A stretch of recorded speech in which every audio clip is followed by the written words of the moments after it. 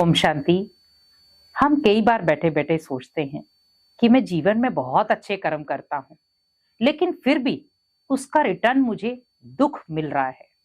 मैं अच्छे कर्म करता जा रहा हूँ, भगवान की आराधना भी कर रहा हूँ, भगवान को याद भी करता हूँ, भगवान जो कह रहा है वो भी कर रहा हूँ, लेकिन फिर भी भगवान मेरी सुन नहीं रहा और मेरे जीवन में कष्ट या दुख आते जा रहे हैं। उसका क्या कारण है?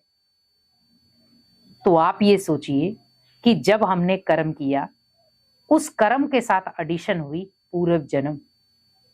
हमने इस जन्म में ये जो कर्म किए, जो भगवान कह रहा है उनके पथ पर चले।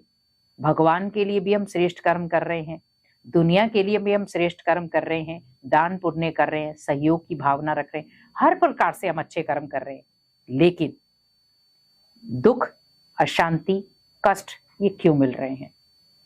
तो उसका कारण है कि हमने जो पूर्व जन्मों में कर्म किए हुए हैं उसका भी अभी कुछ रिटर्न बाकी है। क्योंकि हम जब किसी से कर्जा लेते हैं तो कर्जा एक साथ नहीं चुकाते, क्या होता है, धीरे धीरे धीरे धीरे चुकाते हैं। वैसे ही सोचें कि हमने इस जन्म में जो कर्म किए वो मुझे पता है कि वो श्रेष्ठ है, जो भगवान कह रहा है उसके अकॉर्डिंग कर रहे हैं, तो उसका आपको मिलेगा जरूर। कुछ इस जन्म में भी मिलेगा, कुछ अगले जन्म में भी। लेकिन अपने पीछे जन्म में जो कर्म किए हैं, पूर्व जन्म में जो कर्म किए हैं, अब उसका रिटर्न आपने उस जन्म में पूरा नहीं दिया, शरीर छोड़ दिया। अब वो आत्मा तो वही है, ओनली आपका शरीर का टेक्सचर चेंज हुआ, ओनली शरीर चेंज हुआ, आपका आत्मा वही की वही है। तो पार्ट प्ले आत्मा ने किया, ना कि शरीर ने। शरीर तो सिर्फ उसे कपड़ा मिला है, वस्त्र मिला है, लेकिन जो आत्मा है वो कई वस्त्र छोड़ करके आती है। उसने एक वस्त्र उतारा, दूसरा पहन लिया। जैसे हम गर्मी भी होती है तो हम, या मान लो सपोज हम कई बार टाइट कपड़े भी पहनते हैं, हमें लगता है कि गर्मी लग रही है, उतार के हम दूसरे चेंज कर लेते हैं। वैसे आत्मा भी जब अशांति, दुख, परेशानियां, टेंशन, चिंताओं में घिरी रहती है तो कई बार वो भी बीमारियों के कारण शरीर छोड़ देती है। कई बार हम खुद को ही खुद खत्म कर लेते हैं। तो उस समय सिर्फ आप ये ध्यान रखें कि हम जो कर्म कर रहे हैं वो जरूरी नहीं है कि इस जन्म के ही कर्मों का फल है। हमने जो पूर्व जन्म में कर्म किए हैं उसका भी कुछ ना कुछ हिस्सा बाकी है, जिसका हमें रिटर्न इस समय मिल रहा है। और हम कई बार अपने मुंह से बोलते भी हैं कि ये जरूर कोई पिछले जन्मों के कर्मों का हिसाब किताब होगा, जरूर मैंने कुछ उल्टा किया होगा जिसकी सजा मुझे दुख के रूप में भगवान दे रहा है। कई बार हम बहुत प्रयास करते हैं सफल होने का, पर हो नहीं पाते। कई बार हम सोचते हैं इतनी मेहनत करता हूं फिर भी सफलता क्यों नहीं मिल रही, मैं इतने अच्छे कर्म करता हूं, इतना आध्यात्मिक रहता हूं, फिर भी भगवान साथ नहीं देता। तो आप सीधा आंसर रखें, पुण्य कर्मों को ना छोड़ें, दुआएं लेना ना छोड़ें, क्योंकि कहीं ना कहीं भगवान भी आपकी उस समय परीक्षा ले रहा है कि इस बच्चे को मेरे ऊपर कितना विश्वास है। जहां पर विश्वास आपका डामाडोल हुआ वहां पर कर्मों का हिसाब किताब भी बिगड़ेगा, क्योंकि भगवान भी कई बार आपका हिसाब किताब लेता है। भगवान भी कहीं ना कहीं आपका देखता है, निश्चय की परीक्षा लेता है कि मैं इस बच्चे की मदद किस आधार पर करूं। इसको पहले मेरे ऊपर निश्चय भी तो होना चाहिए। आज मान लो सपोज आपके घर में कोई ऐसा सिस्टम हो जाए, कुछ उल्ट पुल्ट हो जाए, तो आप किसी ऐसे मेंबर के ऊपर फेथ नहीं करोगे। आप ये सोचोगे कि मेरे घर का मुझे ऐसी कोई मुख्य चीज मुझे किसी को बतानी है, तो कौन सा मेंबर लूं मैं? जो फेथफुल हो, जो हमारे घर की बात को बाहर ना फैलाए।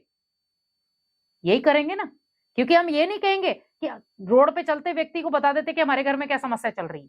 हम उसे बताएंगे जो फेथफुल हो, जो हमारे घर की जो टेंशन है, दुख, चिंताएं, परेशानियां, उन्हें बाहर ना फैलाए, ताकि वो हमारे घर में सिमटी रह जाए। तो वैसे ही भगवान भी हमें क्या कह रहा है कि बच्चे अपने जीवन में इतने श्रेष्ठ कर्म करो कि भगवान को आपको बोलने की जरूरत ना पड़े कि भगवान आप मेरा साथ दो। भगवान खुद ब खुद उतरकर आपका साथ देने के लिए मजबूर हो जाए। कर्म ऐसे करो। तो दुख आना स्वाभाविक है, क्योंकि भगवान उस समय आपके निश्चय की परीक्षा ले रहा है कि आप जो कह रहे हो भगवान मेरा, मैंने तो सर्वस्व भगवान को दे दिया, तो परीक्षा तो भगवान लेगा कि इसने बोला ही है या करता भी है। और अगर बार बार दुख आ रहे हैं तो वहां पर याद रखें कि ये पूर्व जन्मों के भी कोई ना कोई कार्मिक अकाउंट हैं, वो मुझे खत्म करने हैं, बढ़ाने नहीं है अभी। क्योंकि कई बार हम दुख चिंताओं में गलत कर्म कर जाते हैं। जैसे कई बार दुख चिंता होती है तो गलत चीजें खाना पीना शुरू हो जाते हैं और उससे पाप कर्म करना शुरू हो जाते हैं। तो भगवान ने ये तो सिखाया नहीं हमें। दुख चिंताओं को सिर्फ ज्ञान से और भगवान की याद से खत्म किया जा सकता है। जब भी आपको लगे मेरा माइंड टू मच डिस्टर्ब है, चिंताओं में है, मुझे क्या करना चाहिए? मेडिटेशन का सहारा लो, भगवान के ज्ञान का सिमरण करो टू मच। और आप देखो, जब आप ज्ञान का सिमरण करते जाओगे, आपके अंदर का जो अंधकार है, अज्ञानता है, वो धीरे धीरे खत्म होना शुरू हो जाएगी।